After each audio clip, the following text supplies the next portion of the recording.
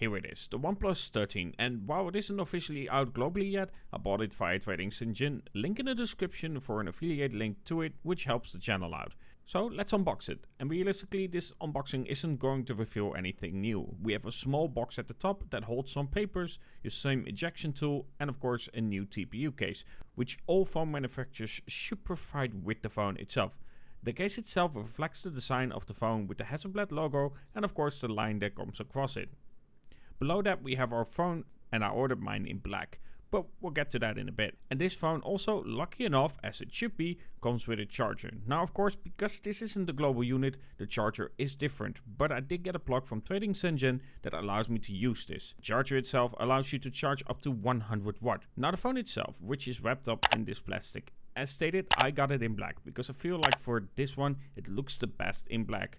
And the blue, for instance, has poor contrast with the silver camera array and of course the frame itself. That just doesn't work for me. And even though I like it in black, I think that the OnePlus 12 in this green looks better than the OnePlus 13. Let me know what you think, but especially that holds true with the camera details in the camera array for the OnePlus 12. That is just absolutely stunning. So the OnePlus 13 comes with the Snapdragon 8 Elite, a 6.82 inch AMOLED display with a 120Hz refresh rate and a max peak brightness of 4500 nits. It isn't a curved display like you see on the OnePlus 12, but it reflects more what you get on the Xiaomi 14 Ultra. That means that you get curved glass on the edges, but the display itself is pretty much flat. My version comes with 12GB of RAM and 256GB of UFS 4.0 internal storage. And no, you cannot expand it via the microSD, and sadly of course you don't have a headphone jack either, a trend I still hate.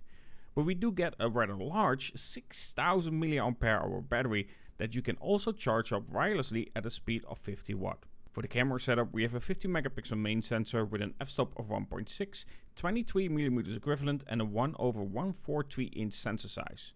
We have a 50 megapixel periscope telephoto with an f-stop of 2.6 and 73mm equivalent and a sensor size of 1/1.95 inch. And then for the ultra wide we again have a 50 megapixel sensor as well with an f-stop of 2.0, 15mm equivalent, and it seems to be the Sony IMX882. And if that is true, it's also a 1/1.95 inch sensor as well.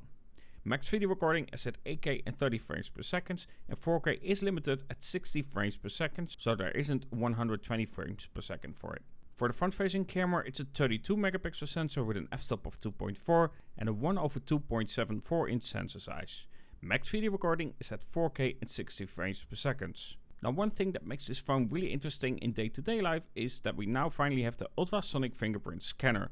This is a big upgrade. That being said, it is the first generation, not the second generation that you get on devices like the Vivo X80 Pro or the X90 Pro Plus, which has a much larger working area, but also is the faster fingerprint scanner and more secure in general. And the setup just requires you to tap it once, where with the OnePlus 13 you need to set it up like you're used to on other phones. For the OnePlus 13, this really seems to be a great phone on paper, but we will have to test it out and see how it holds up in things like battery life, camera and games. Stay tuned for that. And I hope you enjoyed this short unboxing and spec overview of it. Don't forget, you can get the phone now on Trading Sinjin as well, and there are some discounts currently going on the website itself. Either way, have a good one and talk to you guys in the next.